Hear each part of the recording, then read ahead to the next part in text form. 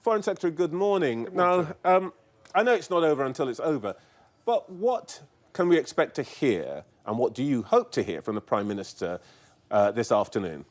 Well, look, we've seen the worst crisis probably since the Second World War. And I think, if we're all honest, a sense countries have perhaps been going their own way. And what this G7 summit under the UK presidency and the Prime Minister's chairmanship has delivered is a global gear shift in international collaboration. Now, you're going to get the full communique at 2 o'clock, just in time for the football. But let me just give you a sense of what's going to be in there. We led the way with our offer of 100 million vaccines from our surplus domestic supply.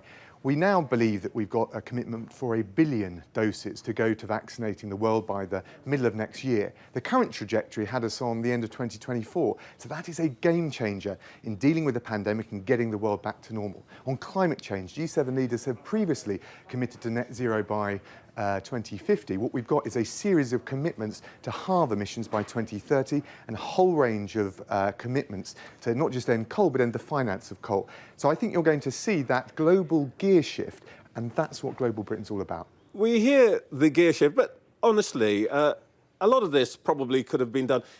After 18 months, where we've done things by Zoom, actually, did we need all the ballyhoo to get that done? I think it was settled before they all got here. No, it hasn't been. I can tell you from my own personal experience. This is the first net zero G7 summit, by the way. So we're talking the talk, not just walking the walk, not just talking the talk. But actually, you do need to get leaders around the table. If you want to stop this sort of fragmentation, if you want to see global cooperation, if you want to deliver that global gear shift in international cooperation, which the Prime Minister has been at the vanguard of, you've got to get the leaders together. Let's talk about the big issue that's for today, and that is the billion vaccine doses. The head of the WHO and also the Commonwealth Secretary General and others are saying it's really not enough. The number they're looking for is 11 billion, and they want them sooner. Isn't this just feeling a bit like a gesture rather than a real way of solving the problem of the developing world? Well, of course, the extra doses that have been achieved are 1 billion, but that's 2 billion in total that has been committed to by the G7, and we've been leading the way. But look, big gap between 1 billion and 11 billion. So let me show you. Let me just demonstrate for your viewers what that means. If we carried on the current trajectory, we wouldn't have the world vaccinated till the end of 2024. And what we've now shifted that, if we can deliver on that, which I'm confident we will today, is that by the middle of next year, the world will be vaccinated. That's 18 months difference. That is a massive step change. Of course, we want to go further and faster. And of course, it's worth remembering that we pioneered £90 million of taxpayers' money into the AstraZeneca vaccine. 95% of the COVAX vaccines going to the poorest countries of the world, and now because of the AZ vaccine and because of that investment. The problem is, though, Foreign Secretary, is speed. It's speed. Next year isn't going to be fast enough. We're seeing in our own country, we're having to turn on a sixpence because this thing develops so fast. And come back to what the head of the WHO is saying. We need more vaccines faster. And actually, giving 1 billion, fine, but actually it won't stop this thing getting out of control. Shouldn't we really be thinking about putting more resources in now and getting more vaccines across to people now? Well, that's what we're doing. I mean, the extra billion comes in now. It expedites. More than the billion. Well, of course, it's easy to say at the end of a summit when everyone said it was impossible, and we've shifted the dial by 18 months in terms of world vaccination. Say it's not enough. I think actually people will understand that is a massive step change, and it's one where the UK has led the way. And of course, we've got our own domestic rollout. We're doing very well, but we've got enough certainty of supply that we could give 100 million. That has of excess vaccines, that has helped galvanise, and the Prime Minister has been able to say, look, we're leading by example, come on, join the effort. But just very quick, it is a matter of priorities, isn't it? You say in the integrated review document that you've published, very proud of, that you're outspending the NATO target. We're undershooting our overseas development target.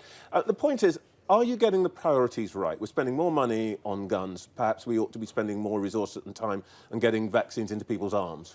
Well, look, I don't think it's a zero-sum game. A lot of the work we do, for example, I've seen in East Africa, training countries like the peacekeepers to put out explosives, improvised explosive devices that Al-Shabaab are laying, are also about development. I don't think there's a zero-sum game. In terms of development, I mean, actually, the third thing I was going to point to is what we're doing on girls' education. The Prime Minister has been driving 40 million more girls into 12 years education. We have put the biggest contribution into the Global Partnership for Education, 430 million. I think you'll see in the communique, billions extra coming from other countries to hit that target. I want to come back to that, but let me just ask you about what the Prime Minister of Ireland has been saying this morning. He told Sky News that a practical arrangement on Northern Ireland could be reached. Yet the Prime Minister yesterday said that he was ready to invoke Article 16 of the Northern Ireland Protocol, essentially putting a stop. And it's pretty belligerent, isn't it, when the Irish are saying, let's make a deal. You're the chief diplomat for the government. Are you going to be telling the Prime Minister when he speaks this afternoon, cool it? The Prime Minister has been very calm, but also firm about this. What we've seen... Article 16 is a bit previous, isn't it? Let me answer the challenge that you rightly make. We've seen a very lopsided approach to the Northern Ireland Protocol, which is supposed to protect all communities in Northern Ireland, not just the EU equities, but also Article 6, you'll be familiar with it, the free flow of trade and goods between Northern Ireland and Great Britain. That hasn't happened. Fully 1 in 5 of all of the EU checks and controls to protect its border from Central and Eastern Europe through around to the south of the continent up to Northern Ireland. 1 in 5 takes place in Northern Ireland. That cannot be right. So what we want is a more proportionate, flexible approach. If Micheál Martin is willing to press the Commission on that, fantastic. We want tensions eased.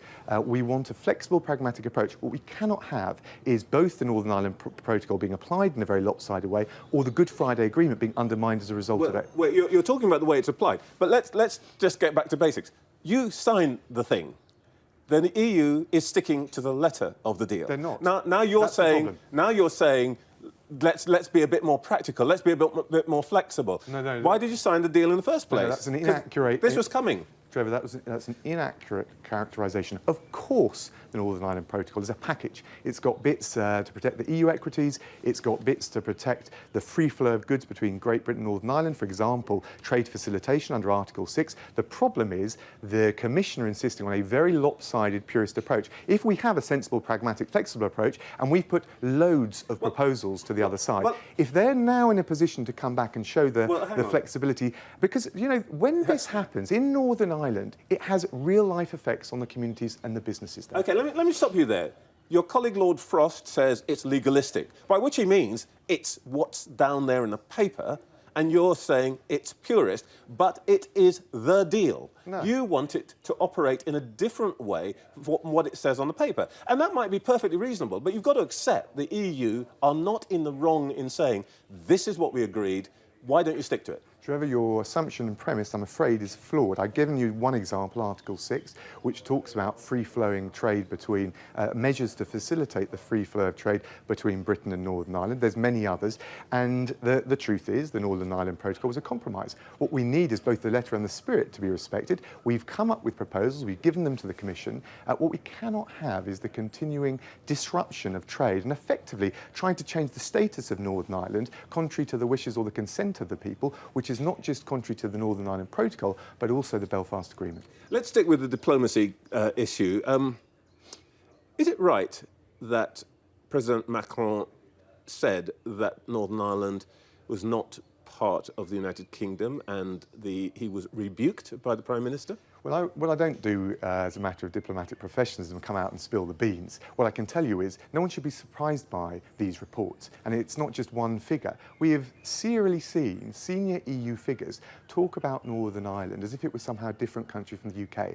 That is not only offensive, it has real-world effects on the communities in Northern Ireland, creates great concern, great consternation. But also, Trevor, could you imagine if we talked about Catalonia, the Flemish part of Belgium, one of the Länder in Germany, northern Italy, Corsica in France, as different countries? We need a bit of respect here, and also, frankly, an appreciation of the situation for all communities in Northern Ireland. Yeah, but let's come back again to the same point. You signed the deal, and why would they not think that way? Well, the deal has countless provisions protecting all sorts of equities. You're shifting the goalposts again, No, I'm Foreign not. Secretary. No, I'm not. Let me answer, because I accept the challenge that you're putting down. But in a deal which has a package reflecting provisions that protect EU equities, but also protect the integrity of the UK, both sides of that deal must be implemented. Our challenge back to the EU is, you're doing this in a lopsided way. If they want to now come to the table with flexibility, goodwill and pragmatism, we would love to see this issue resettled. Because for us, the key issue, amidst some of the ignorant comments that have been made about Northern Ireland, what else really matters is the businesses from all communities, the livelihoods, the sense of consternation and anxiety in communities on all sides in Northern Ireland. We need to give them that reassurance. This is all about leadership. Does it show great leadership for the world's leaders to gather at a barbie where there are more than 30 people, more than a limit that ordinary people will be able to have at their weddings, and where the only people wearing masks were the staff? Now, I can understand that there will be all sorts of precautions and so on, but it's not a good look, is it? Look, it's outside. You can see it's very well ventilated on the beach. We've taken. But if I have a wedding, I can only have 30 inside or outside. I think, in fairness, Trevor, both in terms of the checks that have been done, the daily checks for COVID, the precautions, the slimline delegations, we have taken every measure possible to make sure this is not just COVID secure, but able to take place. And I think we've gone well beyond and above in terms of making sure that this was COVID secure. So it's a pretty good signal that if you're having a wedding and you can have it outside, you can probably have more than 30 people and not wear a mask. Well, the G7 is not 30 people, but there were more than 30 people at the barbecue. The pictures are all out there. There was social distancing that was... They were not social distancing. Well, you know, Trevor, we looked very carefully at this. Honestly, I'm not blaming you for this, Foreign Secretary. All I'm saying is it's out there, and actually maybe somebody tripped up, maybe somebody made a mistake, but it's out there, and people will be reasonably saying, you're not allowing me to gather with my friends and family at a wedding or a funeral, but look at what you guys are doing. In fairness, there have always been different principles for social entertainment or weddings than for government business. Now, you may make light of barbecues. Powerful? No, those rules have been the same all along. Okay. But I think people will understand, I think your viewers will understand the serious business of bringing leaders together to bring back the economy stronger, greener, deal with the pandemic, shift the point at which the whole world is vaccinated from 2024 to the middle of next year. That's a serious business that they're engaged in, amidst all of the leisure activities on the beach. Straightforward question. 21st of June, will restrictions be lifted or not? Well, as you know, the Prime Minister will set out the proposition tomorrow. We're in a race against, if you like, to roll out the second dose of the vaccine against the variants. We need to assess the data very carefully. We've done a great job with this vaccine rollout. But as the PM said, we want to proceed irreversibly, and that means we need to do it carefully and cautiously. So it feels like we're in a realm where we could be backing off. I can't account, Trevor, for how you feel this morning, but I can tell you that you'll get the full answers tomorrow. Let's talk about the Harry Dunn case. Have you given up on the possibility of Anne Sakoulas, the American diplomat, or diplomat's wife, returning to the United Kingdom to face justice? This is a heartbreaking case. I've been liaising, of course, with the family, and what we've said is that we would ask the new administration its position on the extradition request. Their position hasn't changed, but we've also wanted to be clear, and the President, the Prime Minister discussed it with the President here at Carbis Bay, that there ought to be no obstacles, if you like, politically to the lawyers, the CPS talking to Anne Sakoulas' lawyers. There's no objection to them having a conversation to see whether a virtual trial could be done, which can ensure accountability and some measure of solace for the family. And that's what has been agreed. Did you raise the question of extradition with President Biden? The Prime Minister did, yes. He asked President Biden whether it would be possible to extradite this individual from the United States to Britain. So both myself with Secretary of State Blinken, but also the PM with the President, and of course at official level, have tested very carefully whether the fundamental position on the extradition request has changed. It hasn't. We've pressed this. But equally, if that is not possible, and we've made our position clear, there's been a denial of justice, we want to see the obstacles removed that at least the lawyers on all sides can discuss whether it's possible to have a virtual trial. And I think that's a step forward alongside the civil suit that I've been supporting, that the family have been taking in America. Geopolitics now.